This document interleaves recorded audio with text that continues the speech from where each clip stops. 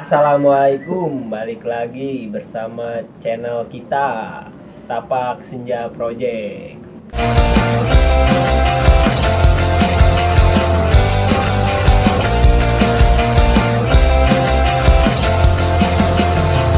Sekarang Setapak Senja Project mempunyai konten baru, yaitu perjalanan pendakian misterius. Sekarang saya akan menceritakan perjalanan saya mendaki Gunung Sindoro via Keledung. Kebetulan sekarang saya menghadirkan langsung narasumbernya. Boleh diperkenalkan langsung? Hai teman-teman, nama saya Esa.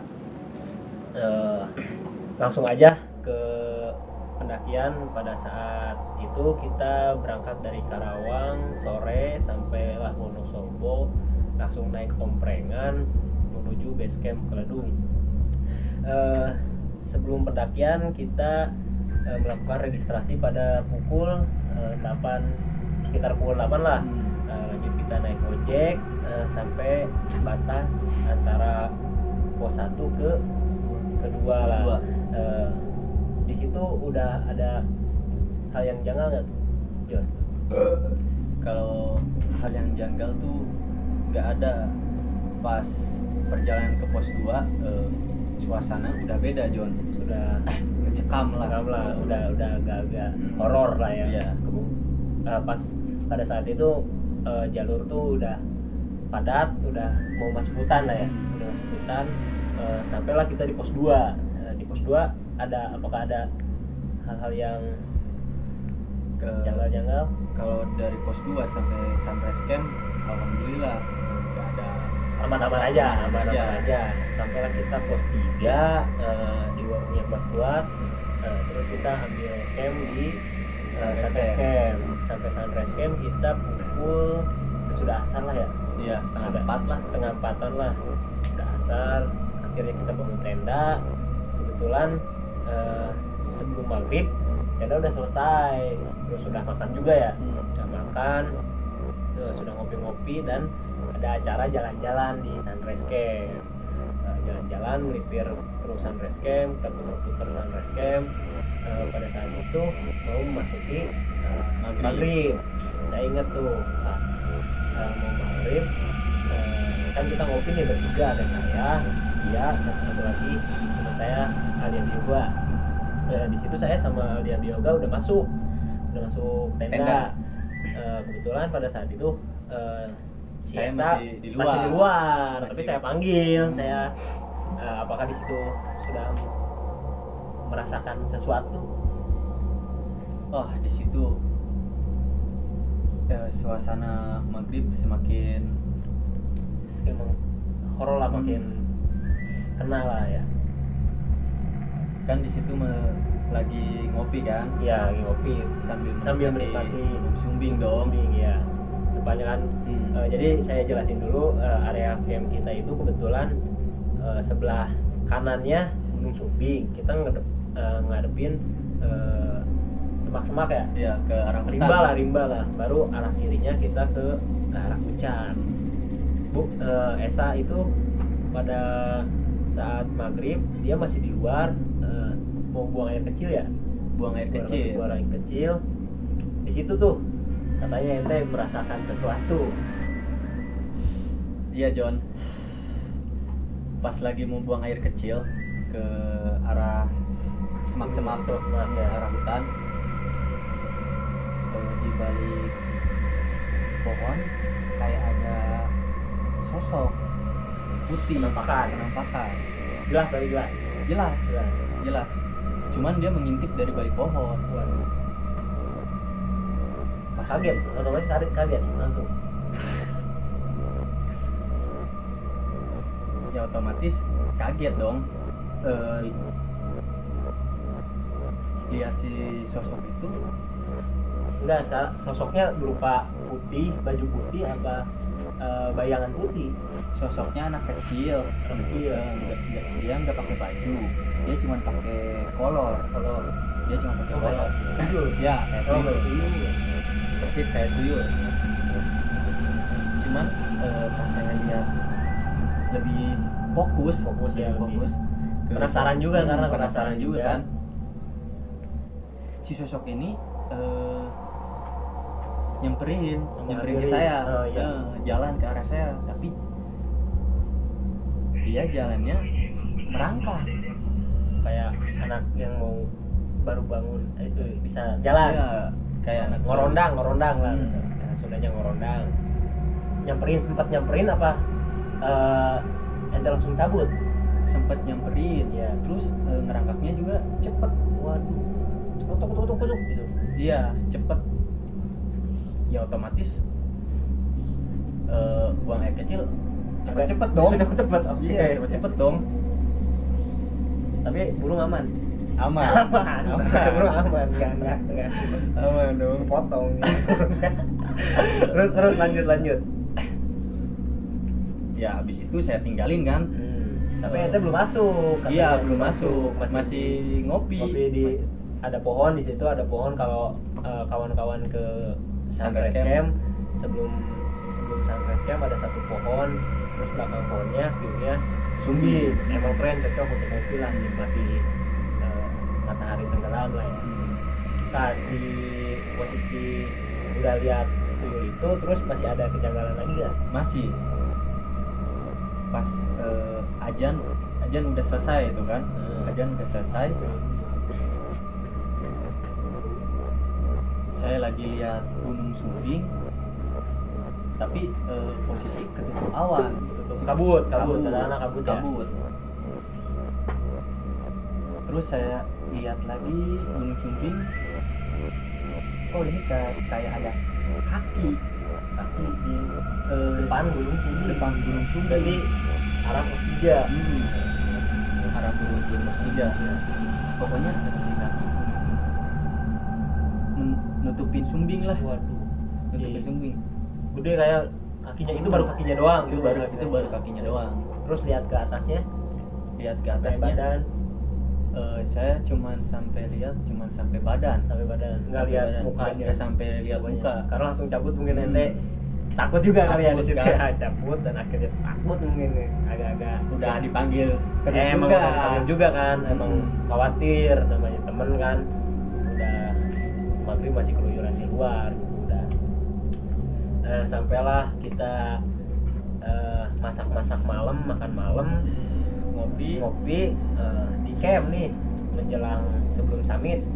Pas tidur apa ada sesuatu hal yang mengganggu? Pas sekitaran jam 2 pagi saya ngedengar suara gamelan.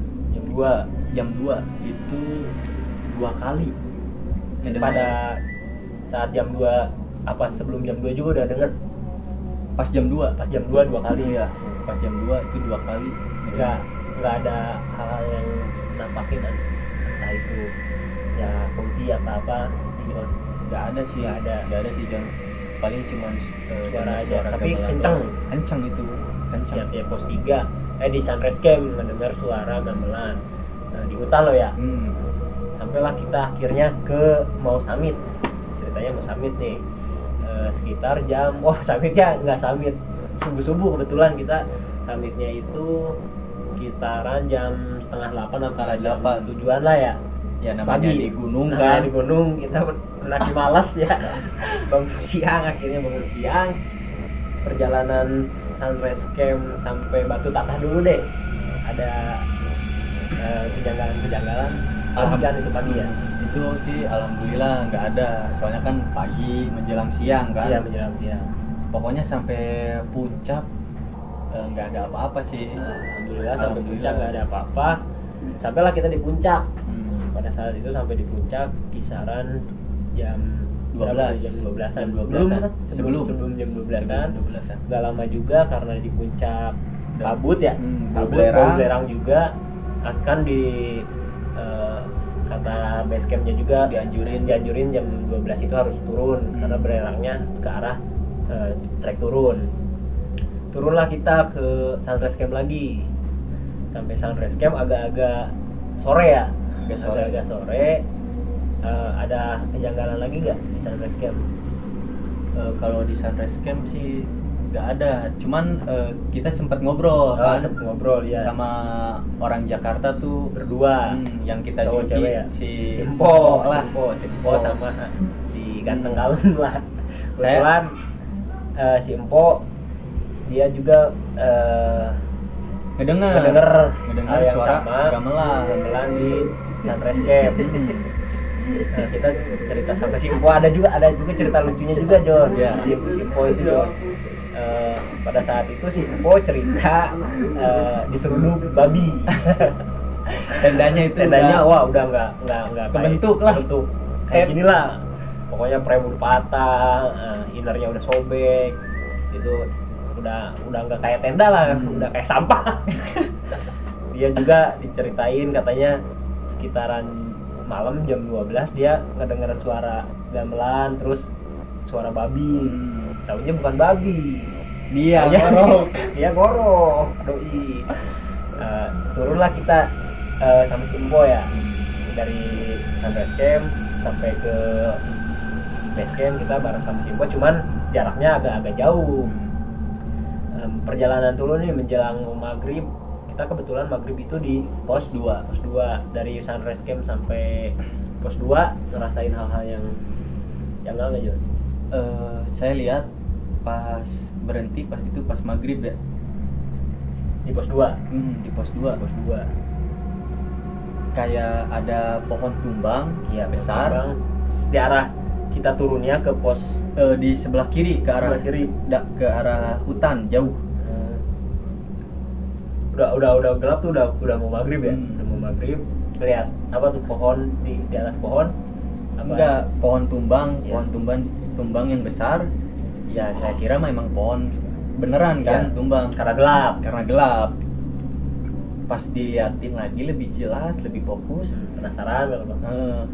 Kok itu pohon agak sedikit gerak. Gerak. Iya, gerak-gerak. Mungkin ketiup angin. Nggak mungkin Nggak juga, mungkin. Jon. Pohon besar. Pohon besar dong. Besar. Masa ketiup angin?